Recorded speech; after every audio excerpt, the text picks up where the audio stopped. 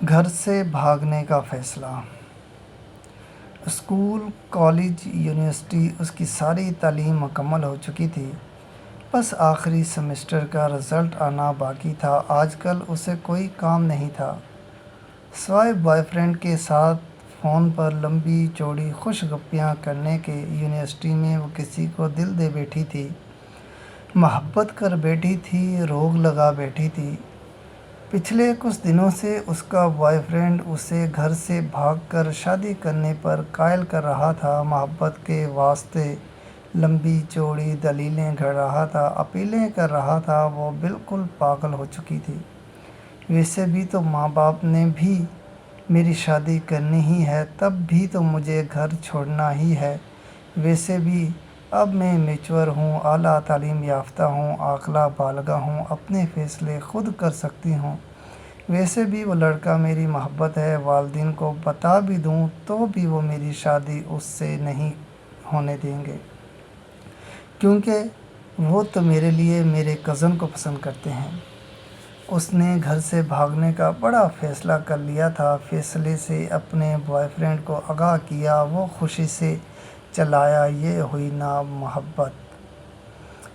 گھر سے بھاگنے کے لیے پچھلی رات کا وقت طے پایا گیا۔ وہ چوری چھپے اپنے چند ضروری کپڑے اور چھوٹی موٹی چیزیں بیگ میں پیک کر کے مقررہ وقت کا بے چینی سے انتظار کرنے لگی۔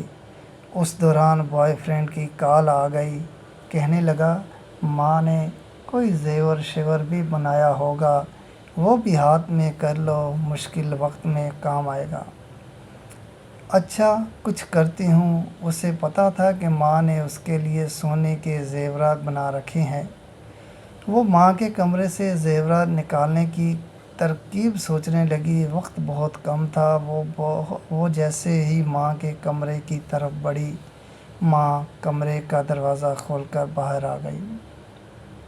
ایک لمحے کے لیے وہ ماں کو سامنے دیکھ کر سکتے میں چلی گئی۔ میری شہزادی، اتنی رات گئے تم جاگتی پھر رہی ہو، اور یہ تیار ہو کر کہاں جا رہی ہو؟ وہی تو بتانے آ رہی تھی، رات لیٹ فون آیا تھا، یونیورسٹی والوں نے ایمرجنسی کچھ کام سے بلایا ہے، میری کچھ دوست بھی جا رہی ہیں، آپ سو رہی تھی، ڈسٹرب نہ ہوں اس لیے آپ کو اس وقت نہیں بتایا۔ اس نے خود کو سنبھالتے ہوئے جھوٹ گڑھ دیا تھا۔ اچھا تم میرے کمرے میں ہی بیٹھو، میں تمہارے لیے کچھ بنا کر لاتی ہوں۔ ماں کچن میں چلی گئی۔ وہ ماں کے کمرے میں داخل ہوئی۔ بہت اچھا موقع مل گیا تھا، اس نے یہ سوچتے ہوئے جلدی سے پیٹی کا دروازہ کھولا تو سب سے پہلے اس کی نظر اپنے لیے بنے لال رنگ کے بہت پیارے لہنگے پر پڑی، جو اس کی ماں نے خاص طور پر شادی والے دن کے لیے اس کی پسند سے بنوایا تھا۔ ماں اکثر کہتی رہتی تھی، جب میری بیٹی اسے پہن کر دلہن بنے گی، شہزادی لگے گی۔ شہزادی ایک سے بڑھ کر ایک اچھا سوٹ، بہترین بستر، dinner set, TV set اور نہ جانے کیا کیا سامنے آ رہا تھا۔ بہت سی قیمتی اور خوبصورت چیزیں تو ایسی تھیں جو ماں نے چوری چوری بنا رکھی تھی، جن کا علم اسے آج ہو رہا تھا۔ چیزیں الٹ پلٹ کرتے کرتے آخر زیورات اس نے ڈھونڈ ہی نکالے، لیکن اس کا دل و دماغ چکرا کر رہ گیا۔ زیورات اس سے اٹھائے نہیں جا رہے تھے۔ اس نے کمرے میں نظریں دہرائی تو دیکھا فریج، مشین، برتن، سب کچھ اس کے لیے رکھا پڑا تھا۔ ایک ماں کے کمرے میں ایک دلہن کا مکمل سامان پڑا تھا۔ ضمیر نے اسے جھنجھوڑا۔ وہ سوچوں میں گم گئی۔ ماں کی کوکھ سے جنم لینے سے لے کر اب تک ماں باپ نے میرے لیے کیا نہیں کیا؟ کھانا پینا، پہناوا، پڑھائی لکھائی، چھوٹی بڑی سب خواہشات، اپنا خون پسینہ ایک کر کے سب ادھورا پورا کیا، میرے اگلے گھر کا سامان تک بنا دیا، اور میں بے فیض بے وفا کیا کرنے جا رہی ہوں؟ مار کر اپنی ماں باپ کو خود مارنے جا رہی ہوں؟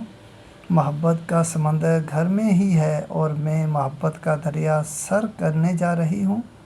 اس کی آنکھیں بھیگ گئی تھیں۔ اسے اپنی اعلیٰ تعلیم، اپنی حماقتوں پر خوب رونا آ رہا تھا۔ اس دوران ماں آ گئی۔ یہ لو میری شہزادی، اپنا پسندیدہ پراٹھا کھاؤ، اتنا سفر ہے یونیورسٹی کا، میری شہزادی کو بھوک لگ جاتی۔ ویسے بھی آخری دفعہ یونیورسٹی جا رہی ہو، اسکول سے لے کر کالج یونیورسٹی تک تیری ماں نے آج تک تجھے بغیر ناشتے کے نہیں بھیجا۔ آج اگر تو بغیر ناشتے کے چلی جاتی تو تیری ماں کو مرتے دم تک اس بات کا دکھ رہتا۔ ماں کی بات سن کر بے اختیار وہ ماں کے گلے لگ کر پھوٹ پھوٹ کر رونے لگی۔ ماں نے ماتھا چوم کر آنسو صاف کرتے ہوئے پوچھا، میری شہزادی کیوں رو رہی ہو؟ وہ نظریں چراتے ہوئے کہنے لگی، ماں مجھ سے کتنی محبت کرتی ہو نا، یہ بھی کوئی بات ہوئی؟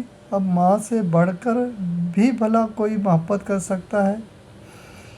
اس دوران اس کے موبائل کی گھنٹی بار بار بجنے لگی۔ اس نے کال کاٹتے ہوئے میسج لکھا، سوری میں نہیں آ سکتی اور کبھی نہیں آ سکتی، کیونکہ مجھے میری محبت میرے گھر سے ہی مل گئی ہے۔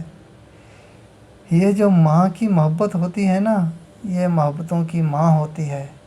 تمہارا دلہن والا لہنگا، تمہاری دلہے والی شیروانی تمہارے گھر میں ہی پڑی ہے، اسے منہ کالا کر کے کورٹ کچہریوں میں پہننے کی بجائے اپنے ماں باپ کے گھر سے ہی پہنا کرو، کیونکہ تم پر ان کا حق ہے جو بالکل برحق ہے۔